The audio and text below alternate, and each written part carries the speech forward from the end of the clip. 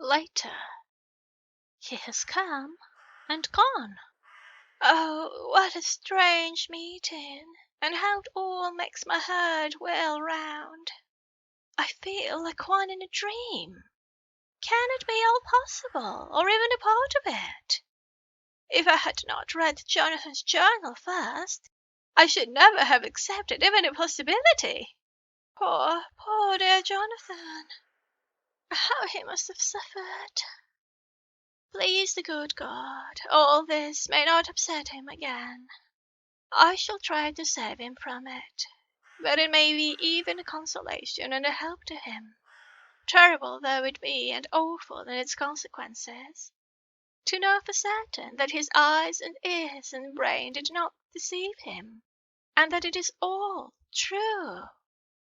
It may be that it is the doubt which haunts him, that when the doubt is removed, no matter which, waking or dreaming, may prove the truth, he will be more satisfied and better able to bear the shock.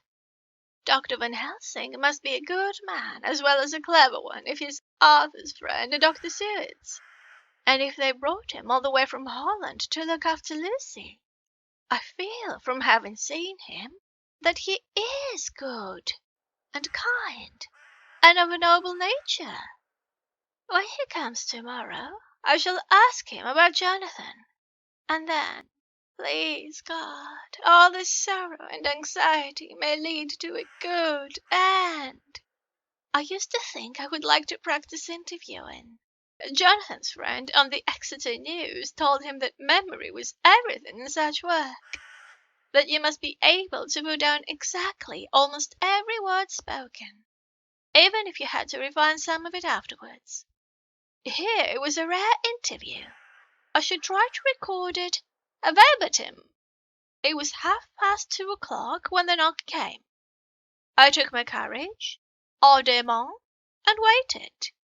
In a few minutes Mary opened the door and announced Dr. Van Helsing. I rose and bowed, and he came towards me. A man of medium height, strongly built, with his shoulders set back over a broad, deep chest, and the neck well balanced on the trunk as the head is on the neck. The poise of the head strikes one at once as indicative of thought and power. The head is noble, well-sized, broad, and large behind the ears. The face, clean-shaven, shows a hard, square chin, a large, resolute, mobile mouth, a good-sized nose, rather straight, but with quick, sensitive nostrils that seem to broaden as the big, bushy brows come down and the mouth tightens. The forehead is broad and fine, rising at first almost straight, and then sloping back above two bumps or ridges wide apart. Such a forehead that the reddish hair cannot possibly tumble over it, but falls naturally back and to the sides.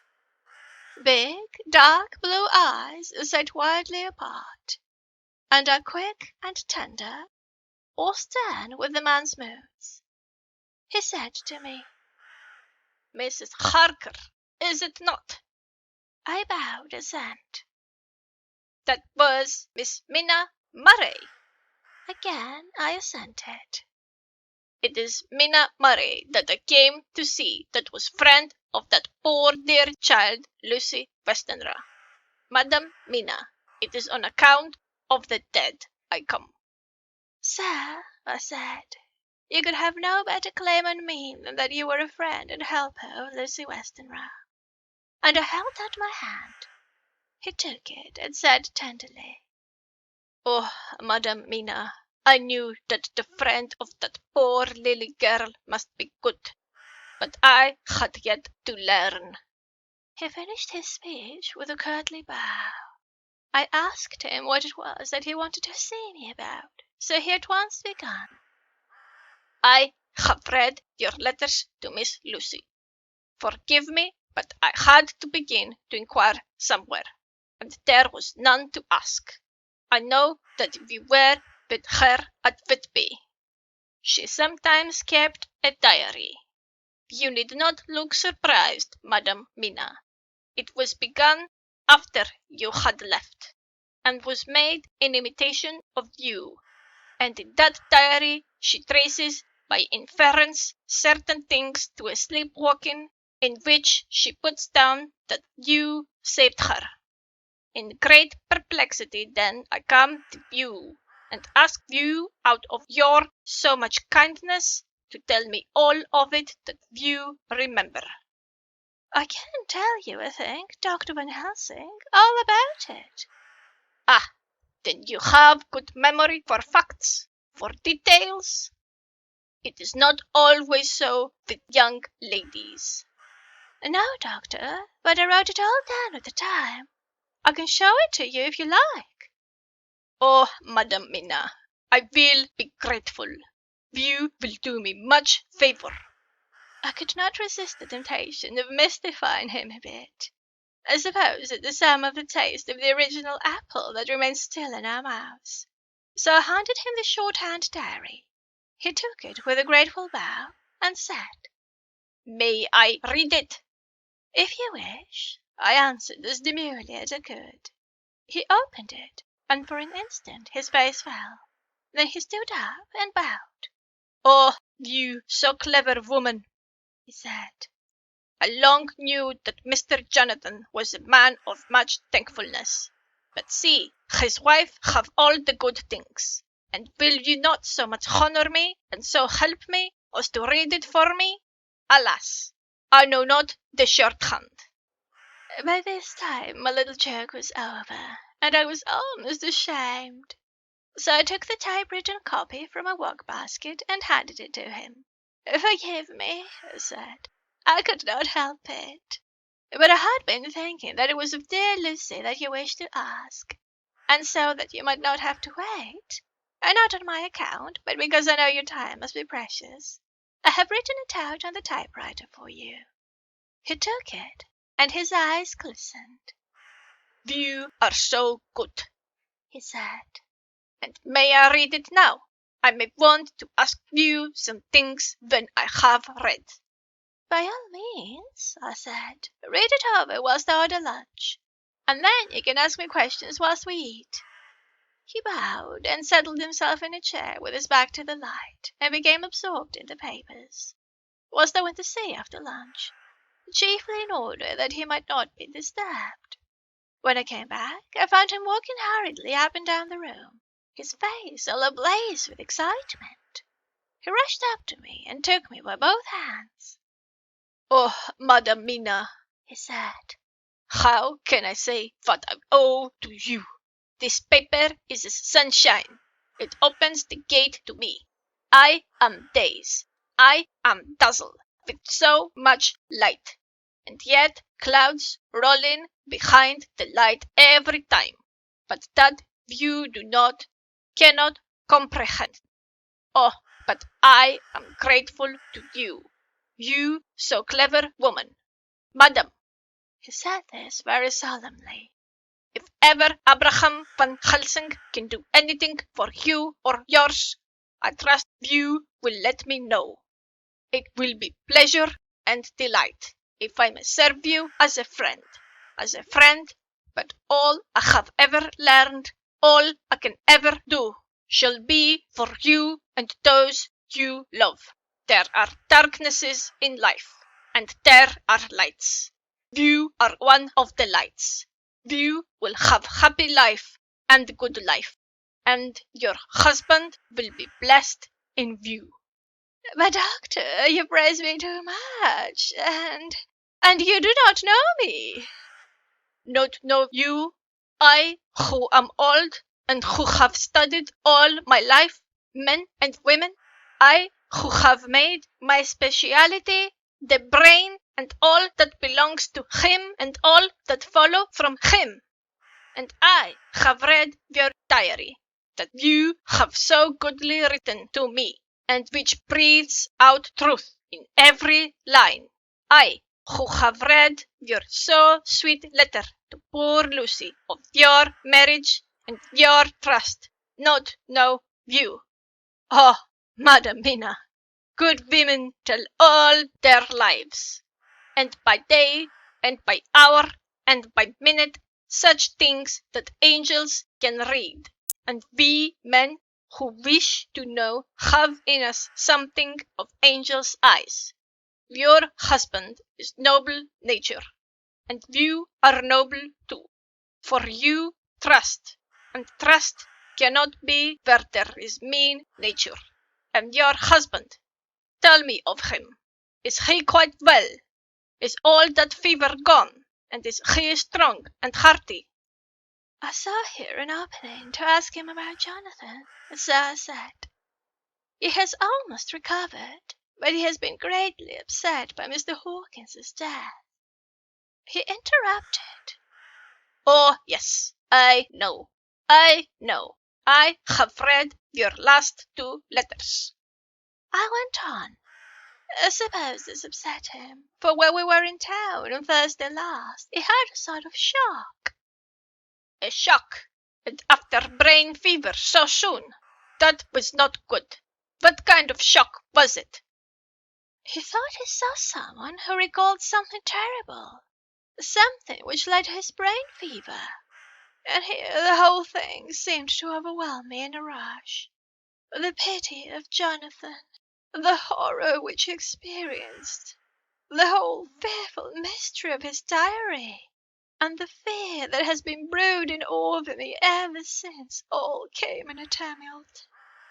I suppose I was hysterical, for I threw myself on my knees and held out my hands to him, and implored him to make my husband well again. He took my hands and raised me up, and made me sit on the sofa, and sat by me.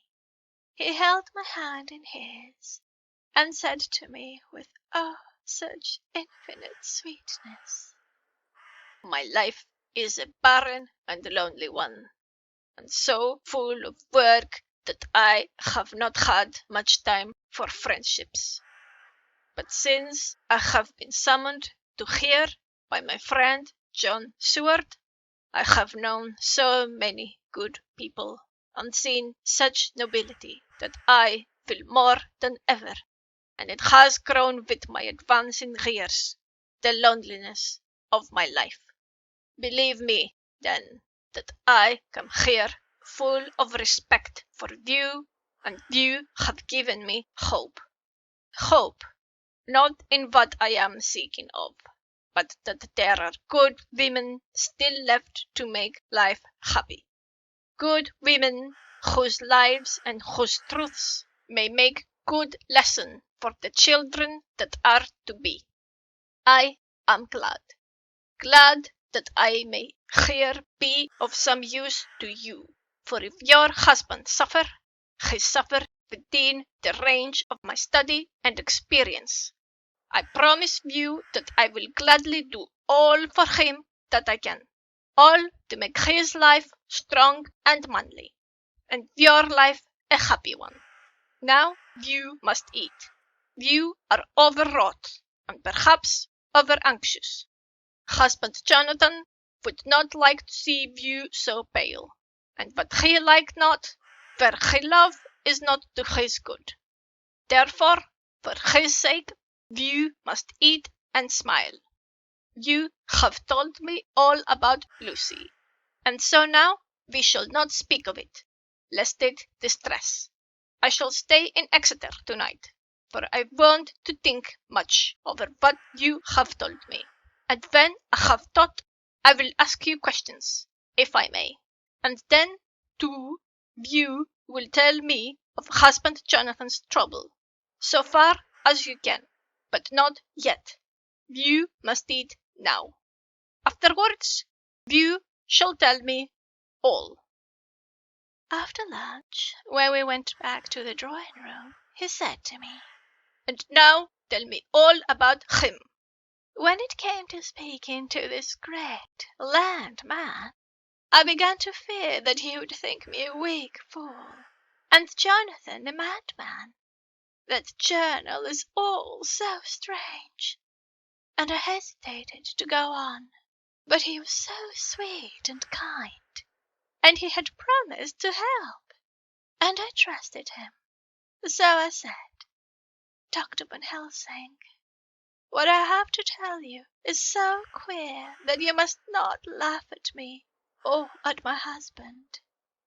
I have been since yesterday in a sort of fever of doubt.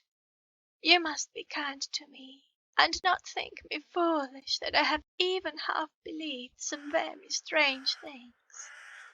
He reassured me by his manner, as well as his words when he said, Oh, my dear, if you only knew how strange is the matter regarding which I'm here, it is you who would laugh.